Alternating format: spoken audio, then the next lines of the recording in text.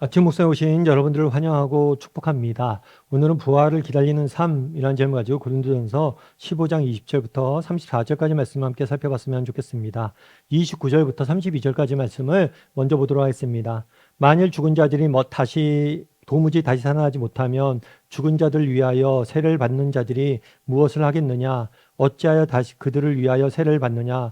또 어찌하여 우리가 언제나 위험을 무릅쓰리요? 형제들아, 내가 그리스도 예수 우리 주 가운데서 가진 바 너희에 대한 나의 자랑을 두고 단언하노니 나는 날마다 죽노라.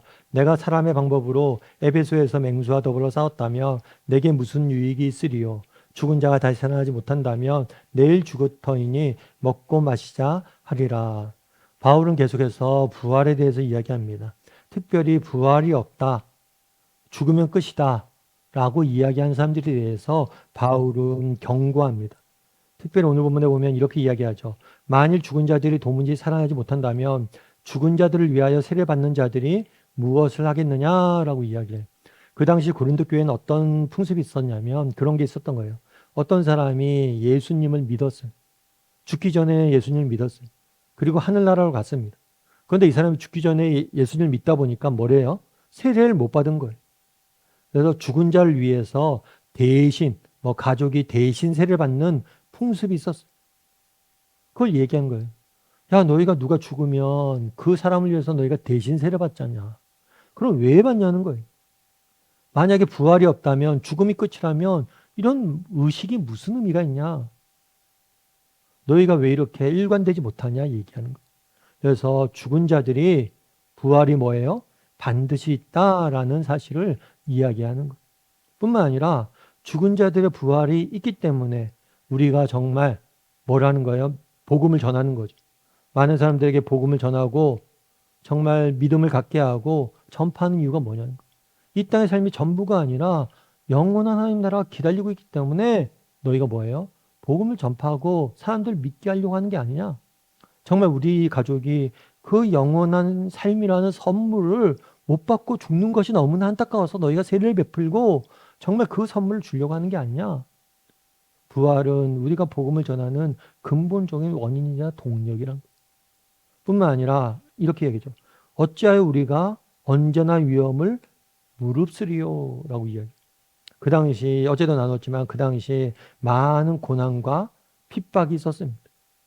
정말 그리스도인들에게 많은 고난과 핍박이 따랐어요. 예수님을 믿는다는 이유 하나만으로 공동체에서 쫓겨나기도 하고 정말 경제적으로 어려움들 겪기도 하고 심지어는 사자굴에 끌려가서 죽음을 당하는 경우들도 있었어요. 정말 우리가 이렇게 힘들게 고난과 역경을 이겨내려고 하는데 만약 이 땅의 삶이 전부라면 이게 무슨 소용이 있냐는 거예요. 우리가 이런 고난과 핍박과 역경 속에서도 이겨낼 수 있는 힘은 어디서 나오냐는 거예요. 그것은 바로 부활에 대한 소망이라는 거예요. 그래서 부활신앙이 우리에게 주는 건 뭐냐? 우리는 부활을 믿기 때문에 정말 무엇보다도 복음을 전하기 위해서 노력하는 거예요. 또한 우리는 부활을 믿기 때문에 현재 고난과 핍박을 이겨낼 수 있는 거예요. 그리고 세 번째, 정말 우리가 고난과 부활 신앙이 있기 때문에 뭐라는 거예요? 죽은 자가 다시 살아나지 못한다면 내일 죽을 터이니 먹고 마시자 할 것이다. 우리가 부활 신앙이 있기 때문에 인생을 낭비하지 않는 거예요. 바울이 이야기하는 거죠. 여러분 이 땅의 삶이 전부다. 여러분 이 땅의 삶이 전부다라고 생각해 보세요. 그럼 어떻게 해야 돼요? 남은 생을 뭘 해야 돼요? 차라리 즐기고 살라는 거예요. 부활이 없다면 남은 생을 즐기고 살라는 거예요. 그게 너희들에게 더 유익하다는 거예요. 그런데 우리가 인생을 낭비하지 않고 정말 의미 있고 가치 있는 일에 쓰는 이유가 뭐냐는 거예요. 이 땅의 삶이 전부가 아니라 언젠가 우리 주님 앞에 가서 우리의 삶을 평가받게 될 날들이 있기 때문에 우리가 이 땅의 삶을 낭비하지 않고 정말 의미 있게 살려고 노력한다는 거예요. 그래서 우리가 부활을 기다리는 사람으로서 어떻게 살아야 되냐? 정말 열심히 복음을 전파해야 됩니다. 그리고 또 뭘 해야 돼요? 고난과 역경 속에서도 소망을 잃지 않고 이겨낼 수 있어야 돼요. 뿐만 아니라 정말 우리 인생을 낭비하지 않고 의미 있고 가치 있게 써야 된다는. 그런데 오늘날 우리가 살아가는 현대사회의 가장 중요한 특징이 있습니다. 그것은 뭐냐면 죽음을 잊게 만드는 거예요. 죽음을 잊어버리게 만드는 거예요. 그래서 오늘날 이 땅 살아있을 때만 바라보게 만드는 거예요. 과거에는 오늘날처럼 정말 의학기술이 발달하지 않았습니다. 그런데 오늘날 의학기술이 많이 발달했죠. 그러다 보니까 사람들이 오래 살아요.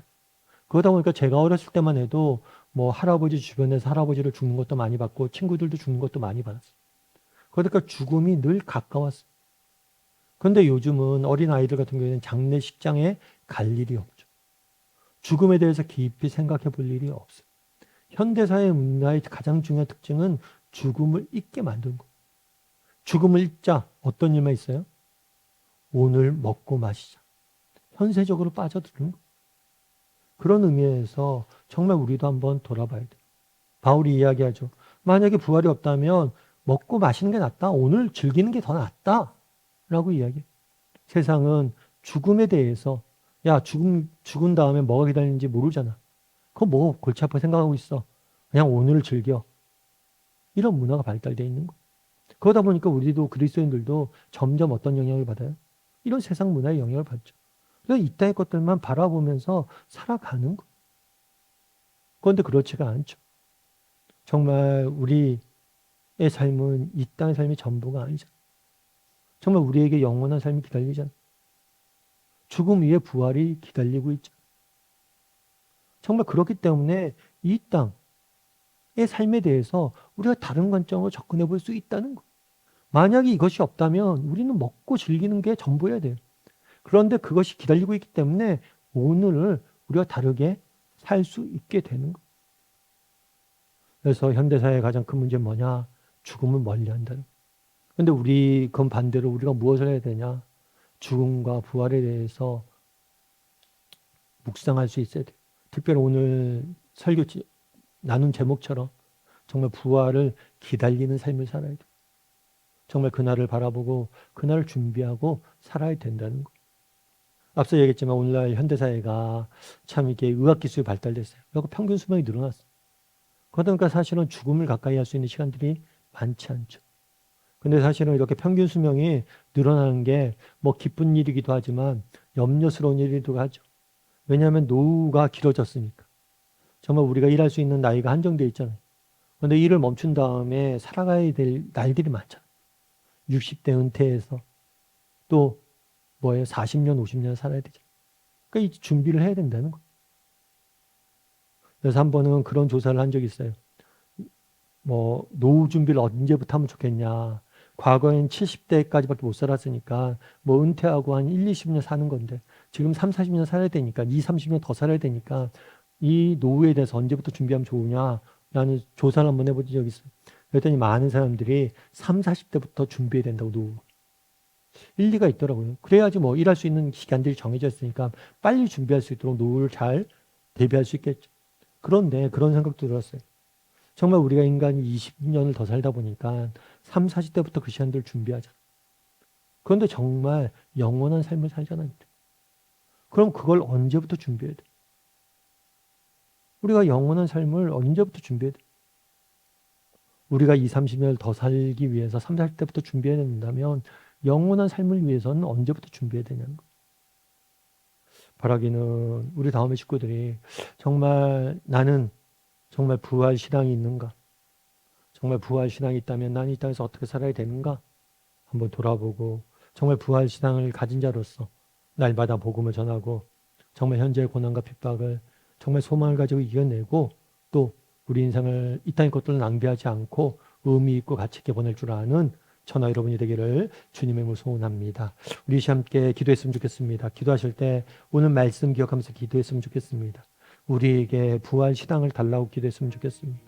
내가 부활 신앙을 가지고 정말 복음을 전하며 고난 중에서 소망으로 이겨내며 또 우리 인생을 어떻게 하면 의미 있고 가치 있게 쓸지 영원한 삶이란 관점에서 바라볼 줄 아는 사람들이 되게 해달라고 오늘 말씀 기억하면서 한 목소리로 같이 기도하도록 하겠습니다. 같이 기도하시겠습니다.